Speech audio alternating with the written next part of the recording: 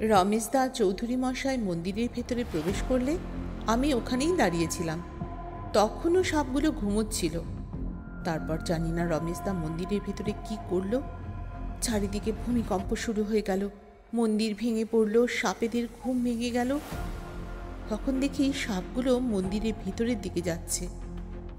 রমেশদা চৌধুরী মশাইকে কিছু একটা দেখাচ্ছিল। হঠাৎ দেখি রমেশদার পিছনে ফনা তুলে রয়েছে একটা বিষধর গোখর। আমি রমেশদাকে জোরে ডাক দিলাম। তারপর আর জানি না, শরীরটা যেন কেমন করতে লাগলো। বোধহয় আতঙ্কে অজ্ঞান হয়ে গেলাম। যা, মরার কথা ছিল আমার, আর আমার মরণ দেখে পার্থই অজ্ঞান হয়ে গেল। হা হা করে রমেশ হাসতে লাগলো। চুপ করো দাদা, মা মনসা তোমায় রক্ষা করেছে, নইলে আমাদের কি অবস্থা হতো আজকে। যাই হোক, সবার উপর থেকেই একটা বড় ফাঁড়া কেটে গেল। তিতলি পরদিন রাজলক্ষ্মী দেবীকে সঙ্গে নিয়ে মনসা মায়ের থানে পুজো দিয়ে এলো। পার্থ এখনো একটু দুর্বল, তাই সে আজও বিছানায় পড়ে রইল। বিকেলের দিকে রমেশ আরও একবার নারায়ণ মন্দির ঘুরে এলো। এখনো সুবর্ণমৃগের জ্বর ছাড়াতে বাকি। রাত্রে সে আবার বসল গীত গোবিন্দ নিয়ে। ছেঁড়া সুবর্ণমৃগের রহস্যের সাথে বাকি অধ্যায়গুলোর সংযোগটা তাকে এবার বুঝতে হবে। নসিপুরের রহস্যভেদের সূত্র ধরে তাকে এবার সুবর্ণমৃগের রহস্যভেদ করতেই হবে। এতদিন ধরে রমেশ সুবর্ণমৃগীতে আসার পর ঘটা সমস্ত ঘটনার মধ্যে একটা যোগসূত্র খোঁজার চেষ্টা করছিল। চৌধুরীদের মন্দির থেকে নারায়ণ মূর্তি চুরি থেকে শুরু করে মন্দিরের পরিদর্শন, মন্দিরের আশ্চর্য শিল্পশৈলী, গীত গোবিন্দ, ছেঁড়া সুবর্ণমৃগের পৃষ্ঠা, দর্পনারায়ণের গোপন কক্ষ, নসিপুরের আদি শিব মন্দির, সেখান থেকে উদ্ধার হওয়া রূপোর সুদর্শন চক্র, এই সব কিছুর মধ্যে যে একটা সম্পর্ক আছে সেটা সে বুঝতে পেরেছিল। হয়তো এবার সে সুবর্ণমৃগীর রহস্যের তলায় পৌঁছতে পারবে। তাহলে আর দেরি কিসের? যদি কাল করার হয় তবে তা আজই করো, আর আজ করবে তো এখনই করো। এটাই ভেবে রমেশ জলযোগ করার পর সকলেই যখন বৈঠকখানায় বসে, সেই সুযোগে রমেশ মনের কথাটা পেরেই ফেলল। আমার মনে হয় সুবর্ণমৃগী রহস্যের খোঁজ আমি পেয়ে গেছি। পেয়ে গেছো? তিতলি চিৎকার করে ওঠে। মানে? অবাক চোখে রাজনারায়ণবাবু জিজ্ঞেস করেন।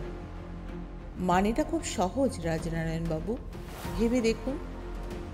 আমি ভেবে দেখব মানে? মানেটা আপনি ভালোভাবেই বুঝতে পারছেন আমার বিশ্বাস। মানে? তুমি কি বলতে চাইছো বাছা? আমি তো কিছুই বুঝতে পারছি না। ও, বুঝতে পারছেন না? রমেশ এবার রাজনারায়ণবাবুর সামনে একটা ডায়েরি দেখিয়ে বলেন, এবারও বলবেন বুঝতে পারছেন না কিছু? রাজনারায়ণবাবু বুঝতে পারেন তার পালা এবার শেষ।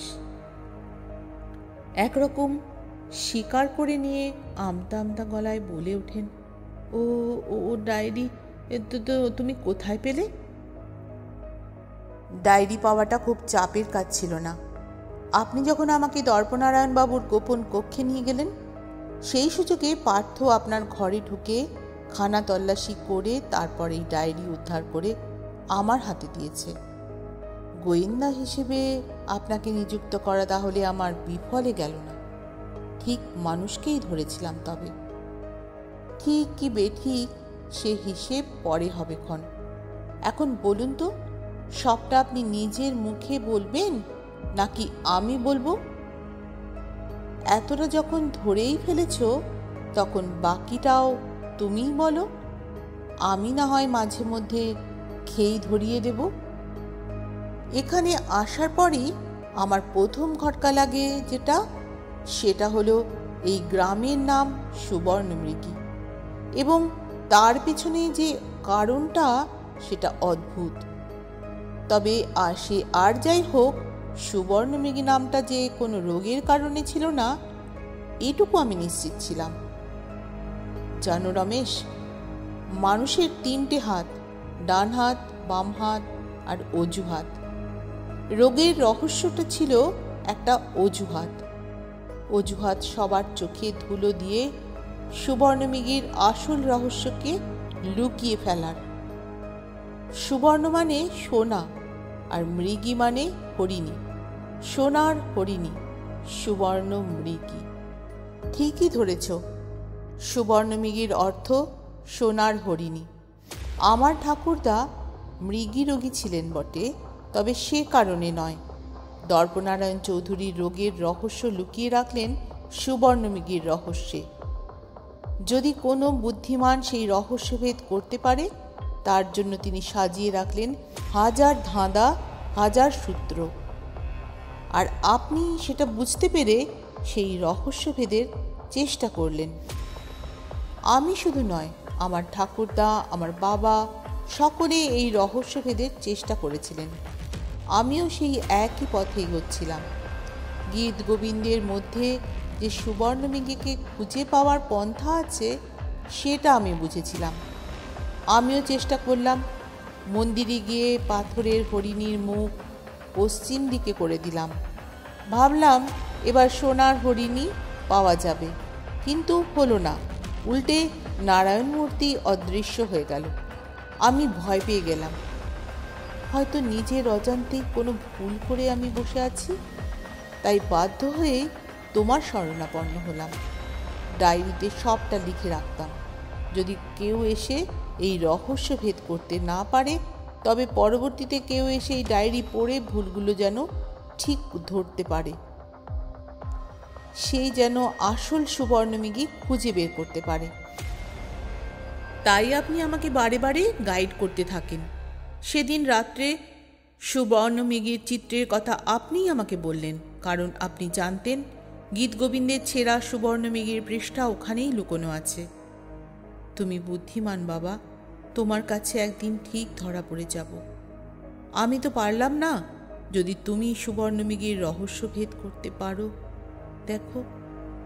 আপনি ঠিক পথেই এগোচ্ছিলেন রাজনারায়ণ বাবু, তবে একটা জায়গায় আপনি ভুল করে বসলেন। সুবর্ণমৃগীর আসল রহস্য সুবর্ণমৃগী নয়। সুবর্ণমৃগী সেই রহস্যের চাবিকাঠি মাত্র, আর আপনি সেই চাবিকেই রহস্যের মূল ভেবে বসলেন। মানেটাই যে সোনার হরিণী গীতগোবিন্দের লক্ষ্মী নয়। সোনার হরিণী লক্ষ্মীকে পাওয়ার চাবিকাঠি। সমুদ্র মন্থনের রচু, লক্ষ্মীকে পেতে গেলে রচু আর দণ্ড দিয়ে সমুদ্র মন্থন করতে হবে। সকলেই অবাক হয়ে বলে ওঠে, তাহলে কি হবে এবার? এবার সমুদ্র মন্থন হবে। সকলে মন্দিরে চলুন।